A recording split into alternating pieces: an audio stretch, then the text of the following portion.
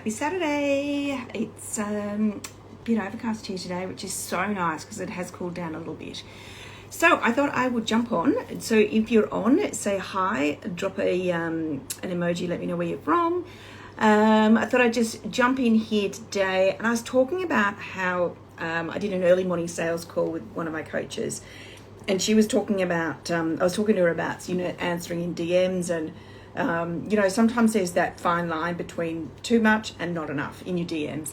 And one of the things that I heard this really fab analogy, and I thought, this is so true. So it's like, say, you've got your favorite motivational speaker is in town. So you go and buy tickets for it, and you're so excited and you're pumped and you're like, this is going to be fantastic. And you go into the auditorium and you take your seats and you look around, and it's not full yet, but it's probably say 200 people sitting down. Theatre can take 300. And like, this is so good. I'm so excited. Then all of a sudden it says show delayed. You're like, well, that's really strange. That's so random. And then you hear all these people start whispering and looking around, and they're like, that's really strange. But the motivational speaker is actually not on stage. It's out the front trying to get more people in. And you're like, well, that's random. Hang on, but we're the ones that bought the tickets. We're sitting here. And then you think, that's where people go wrong with their DMs, and it's that, and their audience is that, if he was to stay in that auditorium and nurture those 200 people that have already bought tickets and they're already in there ready to go, not worrying about the other 100 empty seats. If you were to nurture that audience, you probably guarantee that at the end of that, maybe 10-20% of those 200 people would say, where do I sign? How can I work with you? And I thought, that is so true. And it's so true so many times, is that people, get so fixated on their views and their follower numbers increasing, is that they forget to nurture the audience that they've already got.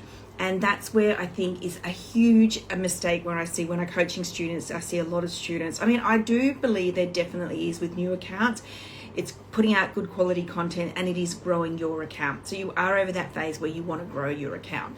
But a lot of people, as I say, don't do that. They don't focus on their current audience, which is right there at their fingertips, and all they do is focus on getting new people in, and you forget the ones that you've got there already. That is a whole plethora of people sitting there waiting to be converted, waiting to see the transformation that you can offer them, your transformation, being real and authentic, and showing up and showing your transformation from where you came. Like for me, 2 years ago, I had gone on a girls book club trip to Bali on my credit card. I shouldn't have gone.